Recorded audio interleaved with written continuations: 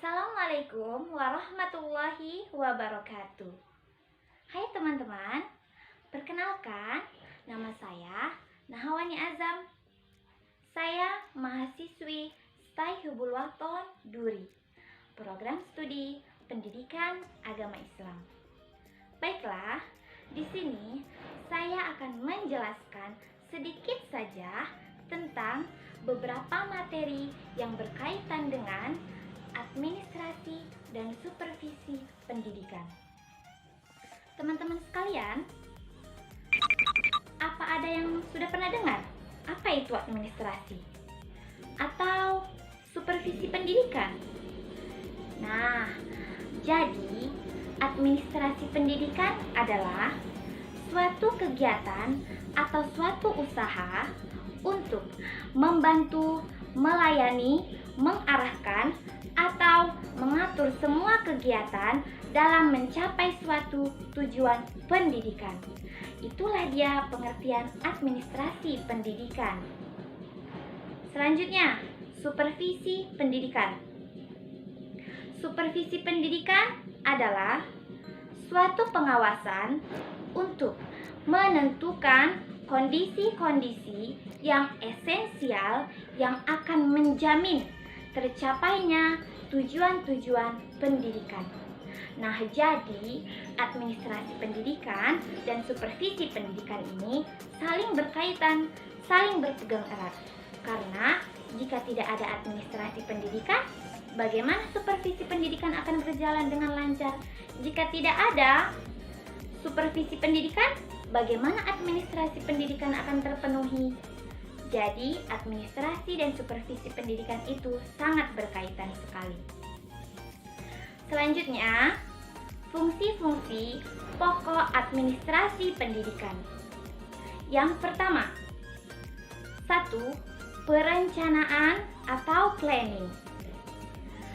Perencanaan adalah syarat mutlak bagi setiap kegiatan administrasi.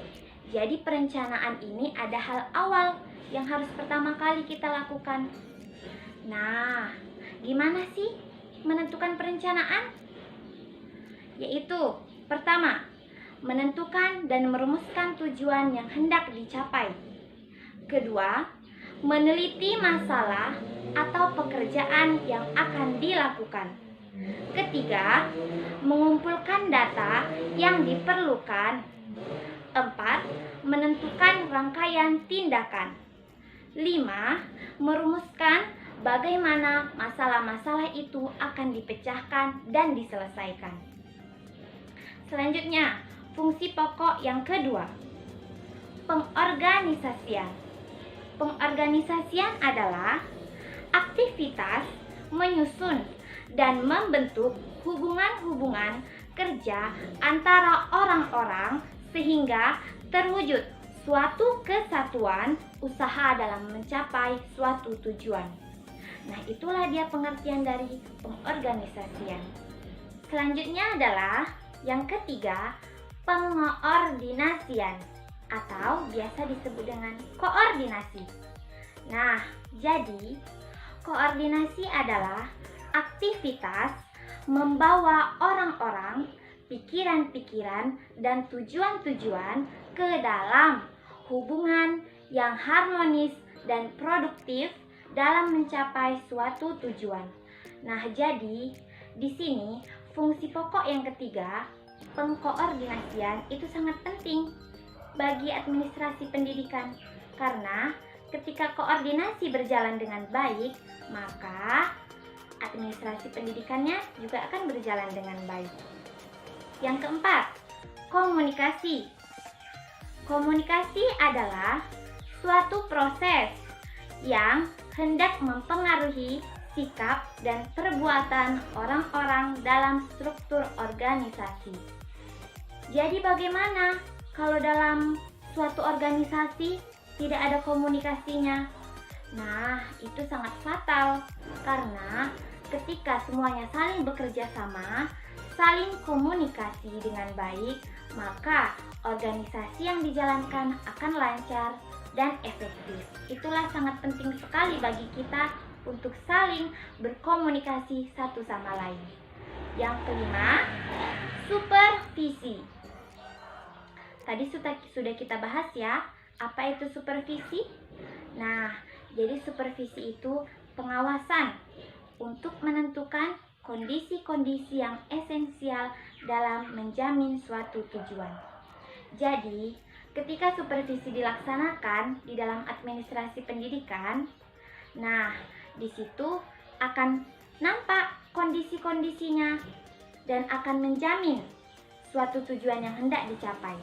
Itulah dia supervisi. Yang keenam, pembiayaan. Kenapa harus ada pembiayaan dalam administrasi pendidikan? Nah, jadi begini, ibarat bensin bagi sebuah mobil atau minyak bagi suatu motor, demikianlah pentingnya biaya atau pembiayaan bagi setiap organisasi.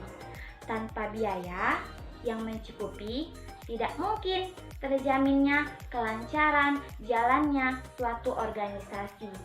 Jadi teman-teman, pembiayaan itu sangat penting ya bagi suatu organisasi. Dan jika administrasi pendidikan dilakukan, itu juga harus ada pembiayaannya supaya semuanya berjalan dengan baik. Nah, pentingnya itulah pembiayaan tadi. Yang ketujuh, evaluasi atau penilaian. Evaluasi adalah aktivitas untuk meneliti dan mengetahui sampai di mana pelaksanaan yang dilakukan dalam proses keseluruhan organisasi mencapai hasil yang sesuai dengan rencana.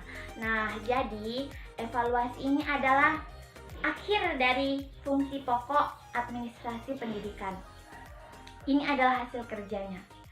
Nah, di mana ketika administrasi tadi yang sudah diplanningkan, direncanakan, maka itu akan dievaluasi.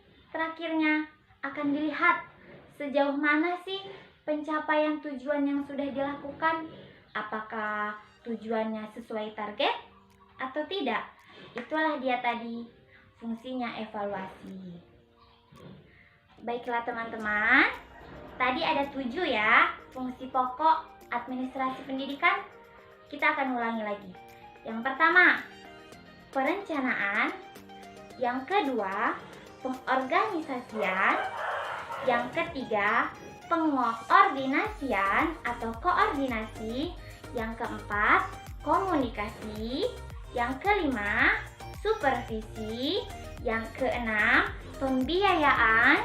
Dan yang ketujuh, evaluasi. Baiklah, itulah tadi hasil dari penjelasan saya mengenai materi administrasi dan supervisi pendidikan. Jika ada kesalahan, saya mohon maaf dan semoga pengetahuan dan penjelasan yang saya sampaikan